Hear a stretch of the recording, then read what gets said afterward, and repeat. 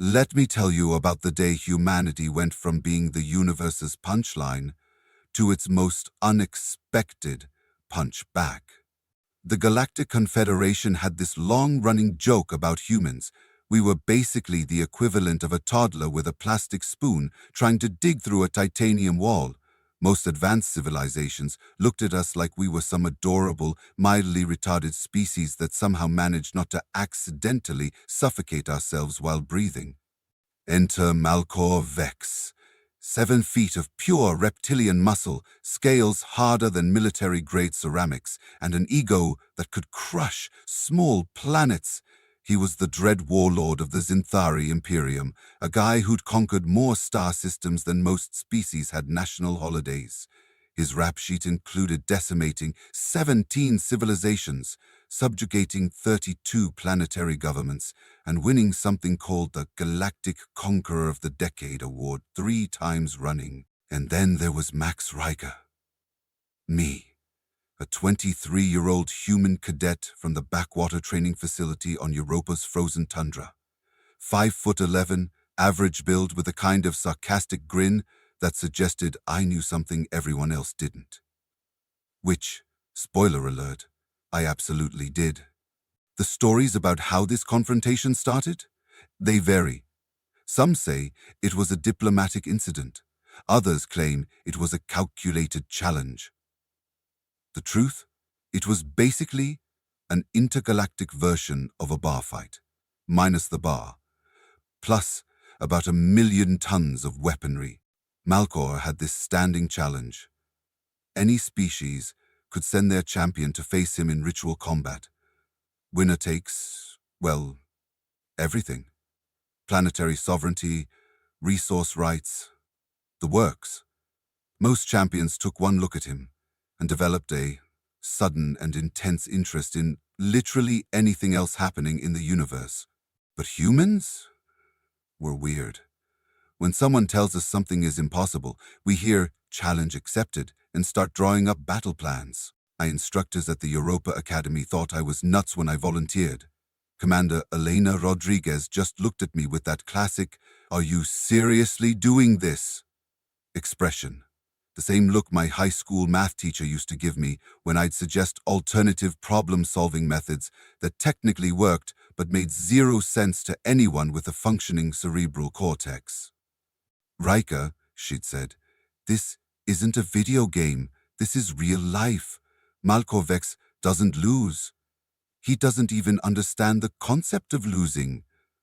I remember grinning and responding, "Then it's about time someone taught him." Little did anyone know I had a plan. The kind of plan that would make strategic geniuses weep and quantum physicists question their understanding of probability. A plan so ridiculous, so monumentally unexpected, that it could only have been conceived by a human. Because that's what we do. We look at the impossible and we laugh. Then we build a workaround. And boy, was Malkor Vex about to find out exactly what that meant. The day of the first encounter wasn't exactly what you'd call a normal Tuesday in galactic diplomacy. Picture this: a massive ceremonial chamber that looked like someone had taken Baroque architecture, injected it with steroids, and then sprinkled it with enough alien tech to make an engineer weep. Malkor Vex entered like he owned the place, which technically he pretty much did. His entrance was less a walk and more a gravitational event. Scales the color of burnished copper, each one a miniature armor plate that probably cost more than my entire family's generational wealth. Massive clawed hands that could crush a human skull like it was a particularly disappointing stress ball. The Galactic Confederation Diplomatic Corps had set up this whole ridiculous ceremony. 37 alien species watching, holographic cameras broadcasting across multiple star systems. This was basically the cosmic equivalent of a pay-per-view boxing match, except the boxing gloves were quantum-enhanced extinction-level weaponry. In all likelihood, the boxing deaths were simply the latest in a similarity. Which champion represents humanity? Malkor's voice rumbled like an avalanche, experiencing a particularly bad day.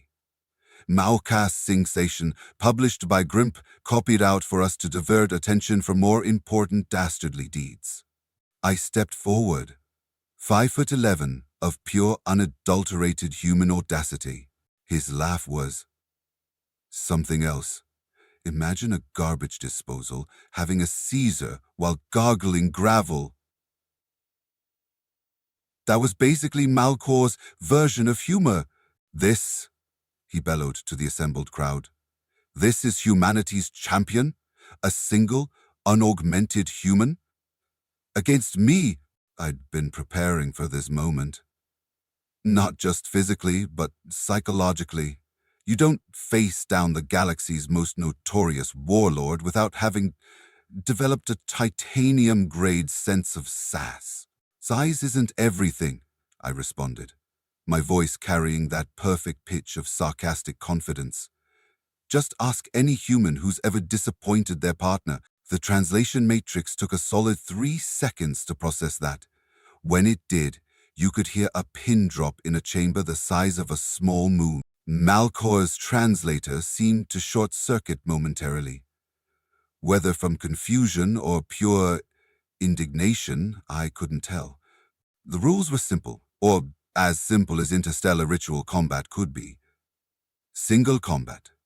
No external interventions. Winner takes complete control of the loser's primary territorial claims. For humanity, that meant potential extinction. For Malkor, it meant another notch on his belt of conquered civilizations. He looked down at me, all 7 feet of reptilian muscle and centuries of conquest experience. I looked up, sporting what I can only describe as the most infuriatingly confident smirk in the history of smirks. You have no idea what's coming, little human, he growled.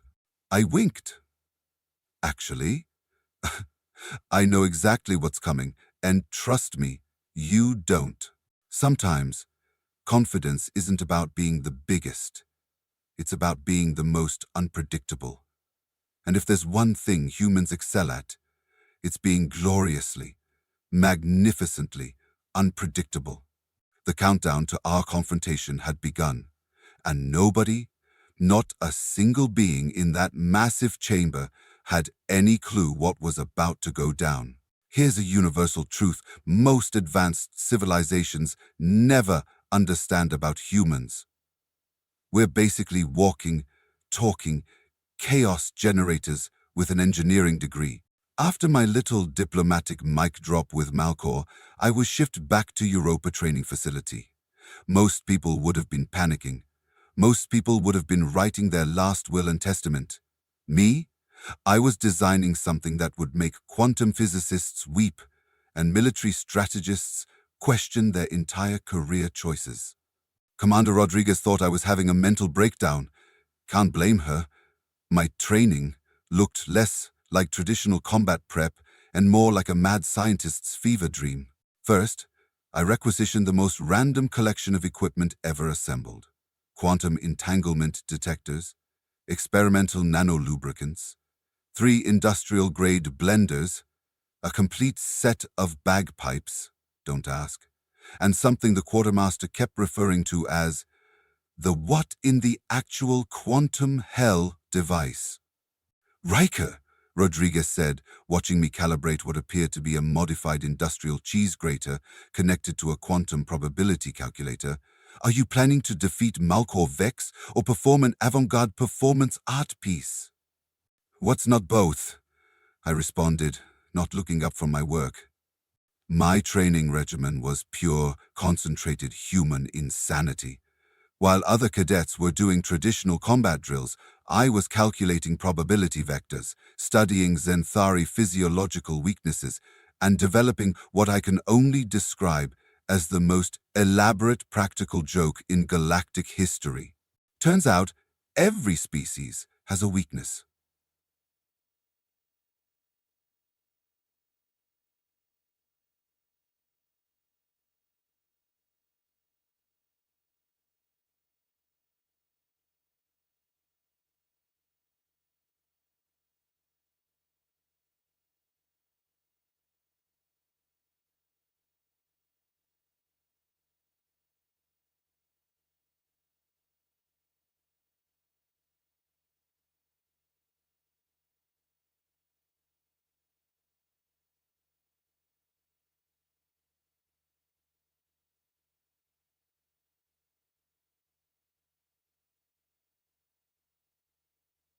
From the Zinzara Benedina Theatre, Kafpata, the Latvian government private security system recognized the passenger Max Reiker, biological, genetic, and power performance trace zone.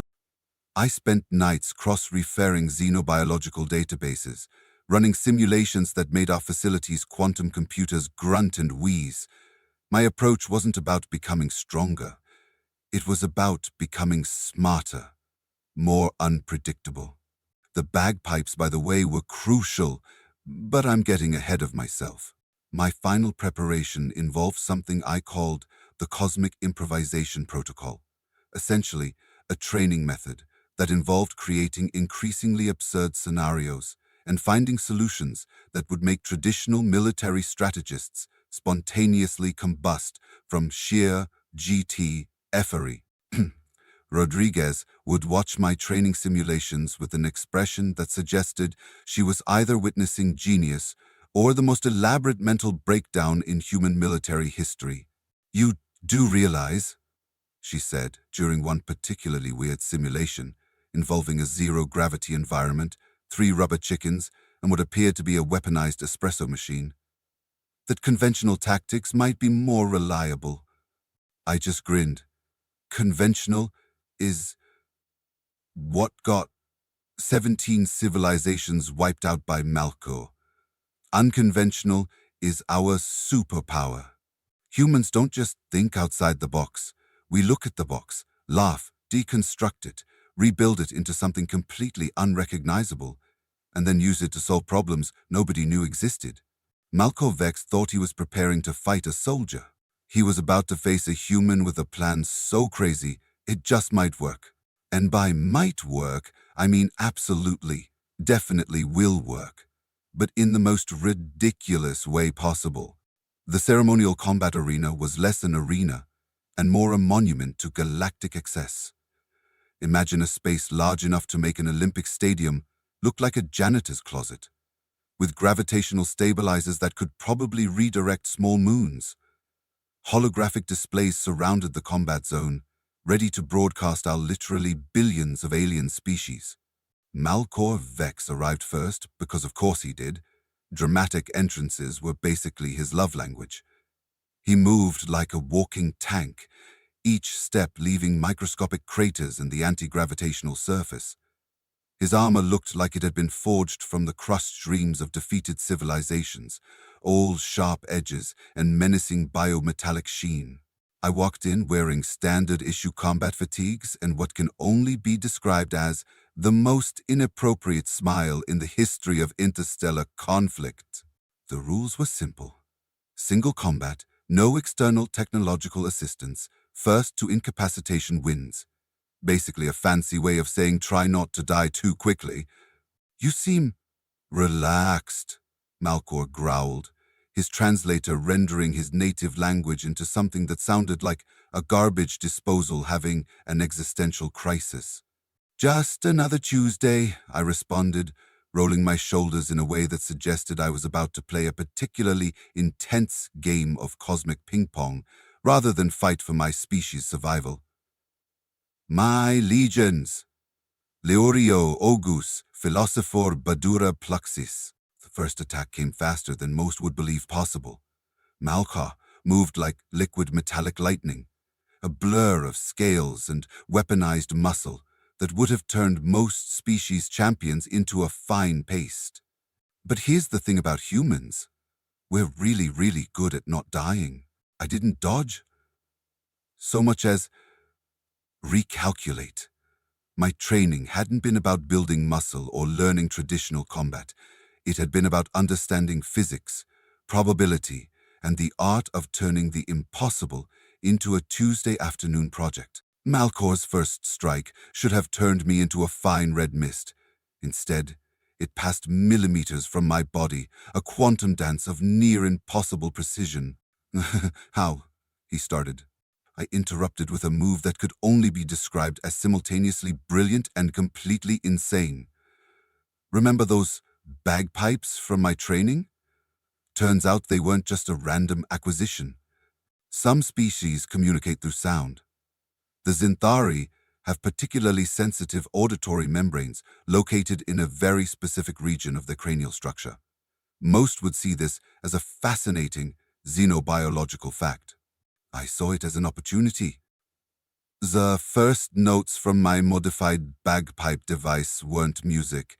They were a carefully calculated sonic weapon designed to do exactly one thing: make a 7-foot-tall galactic warlord extremely, hilariously uncomfortable. Malkor's reaction was, well, let's just say no one in the history of galactic combat had ever expected bagpipes to be a legitimate strategic weapon. The look on his face? Priceless. Absolutely priceless. And we were just getting started. If you told any of the assembled alien species that a human would turn the most serious, ritualistic combat in galactic history into something resembling a cosmic improv comedy, they'd have laughed you out of the room. Except now they weren't laughing. They were staring. The bagpipe sonic assault was just my opening act. Malkor Vex, 7 feet of pure reptilian rage, was experiencing something no conqueror in galactic history had ever encountered. Total, complete confusion. See, most species fight with predictable strategies. Zinthari combat doctrine was all about overwhelming force, precision strikes, and absolute dominance. They had battle manuals thicker than most planetary constitutions. I had something far more dangerous. Absolutely no respect for the rules of engagement. My next move involved something I'd especially prepared during those weird training sessions. Remember those industrial-grade blenders and nano-lubricants? Turns out, they weren't just random equipment. They were precisely calibrated chaos delivery systems.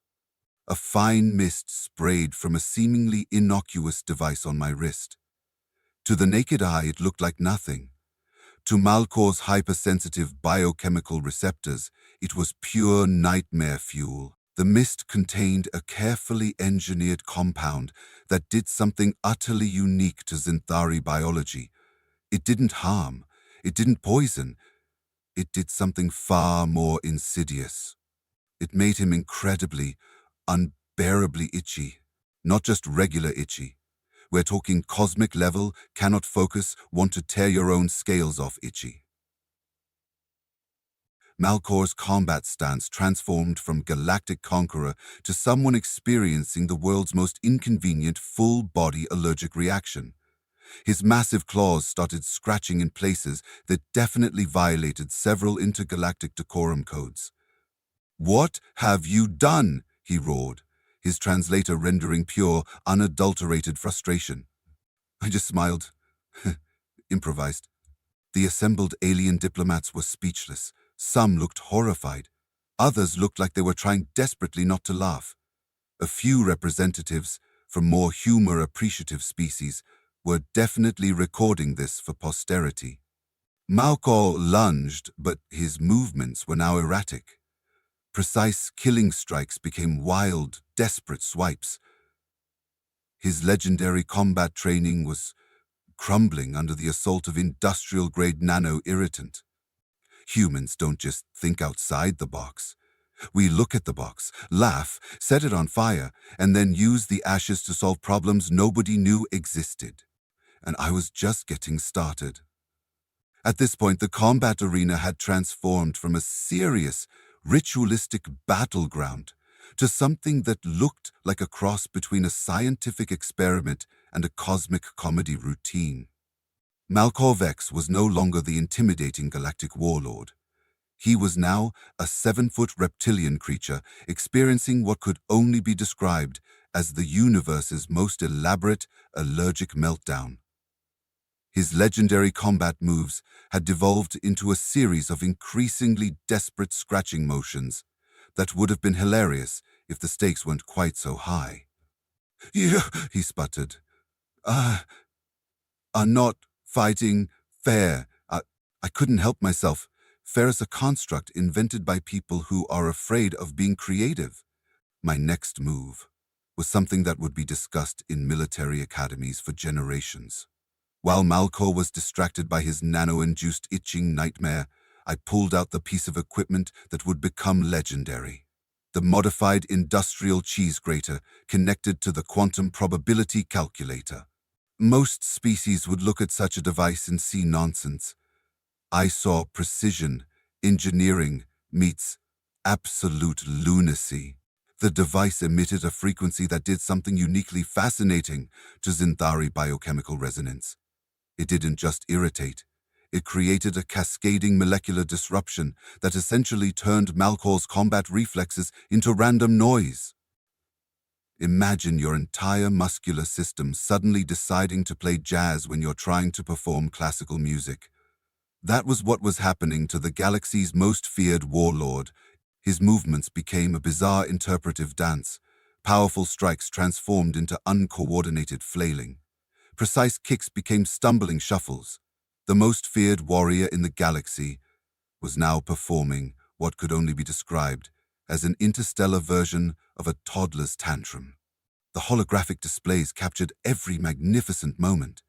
Billions of aliens were watching a legendary warlord essentially being defeated by a human who looked like he was conducting the world's most chaotic science experiment.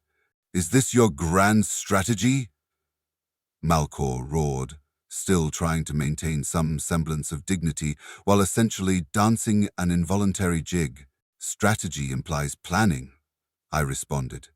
"This is pure, concentrated human improvisation."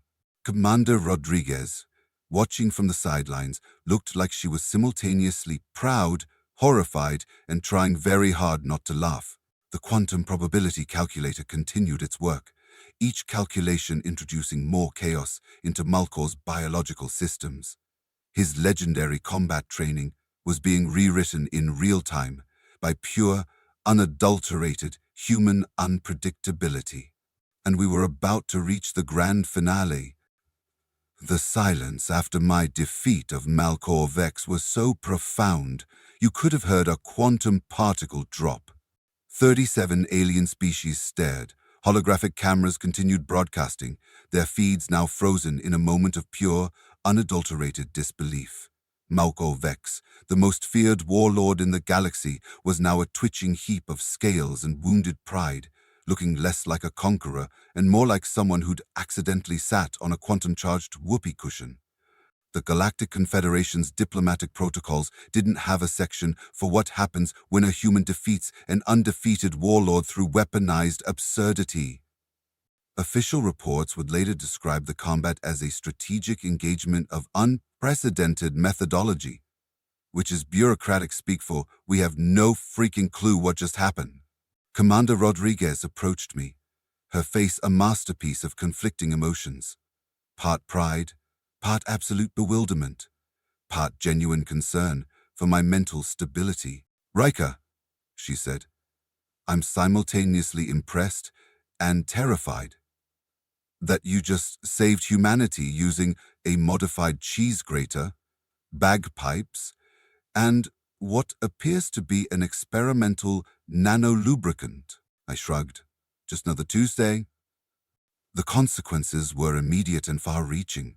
The Zinthari Imperium, faced with the humiliation of their greatest warrior, being defeated by a single human using what could generously be called experimental comedy warfare, had two choices: challenge the result or accept defeat. They chose the latter, mainly because no one, and I mean no one, wanted a replay of what had just occurred. Malkor himself was too shell-shocked to even protest. His entire worldview had been systematically dismantled by a human who looked like he could barely be trusted with a cafeteria tray, let alone advanced combat technology. The territorial concessions were unprecedented. Not only did humanity gain complete sovereignty and resource rights, but we also received something even more valuable: a reputation. No longer were we the species everyone overlooked. We were now the species that could turn warfare into performance art. defeat legendary conquerors using industrial kitchen equipment, and do it all with a smile. Alien diplomatic channels were buzzing, emergency meetings were called, entire strategic doctrines were being rewritten, and me,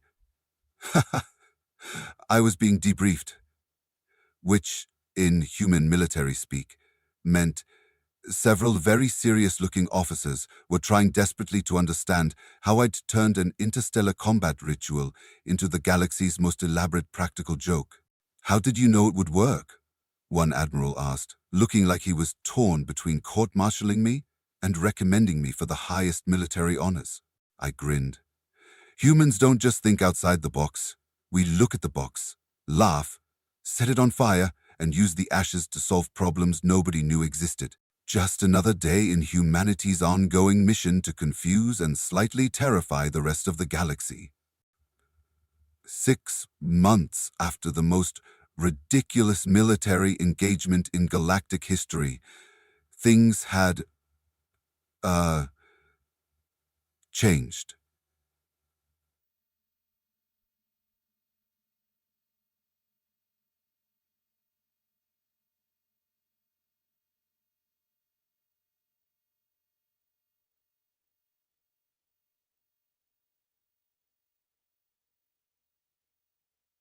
Six months after the most ridiculous military engagement in galactic history, things had changed. Sink much.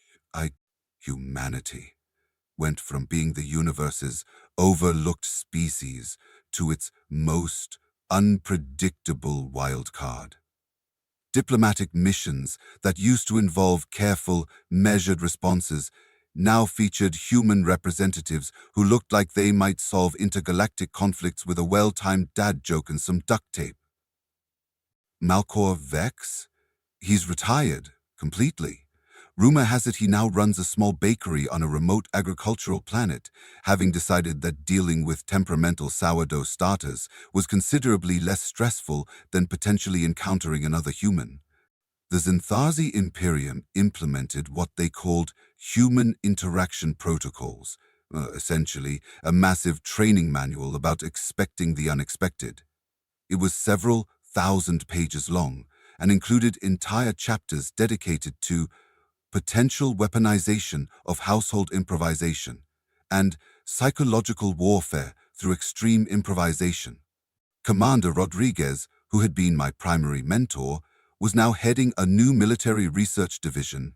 Its unofficial motto, "If it sounds crazy, it's probably a human solution." During my first press conference, when asked how I'd managed to defeat the galaxy's most feared warlord, I gave the same response that would become legendary. Conventional is what got 17 civilizations wiped out. Unconventional is our superpower. Alien species started looking at humans differently. No longer were we the naive newcomers. We were the species that could turn quantum physics, industrial equipment, and sheer audacity into a strategic doctrine. The Galactic Confederation established a new diplomatic recognition for humanity. It wasn't an official rank or title. It was more of unspoken understanding. Approach with caution. Expect anything. Prepare for everything. My quantum probability calculator and those infamous bagpipes, they're now in a museum. Not a military museum, not a science museum, but a new category altogether, the Museum of Human Ingenuity, which is basically a temple to organized chaos. As for me, I was promoted, not for traditional military achievements, but for fundamentally rewriting what everyone thought was possible. Malkor Vex thought he was fighting a soldier. He fought a human, and humans don't play by rules. We rewrite them.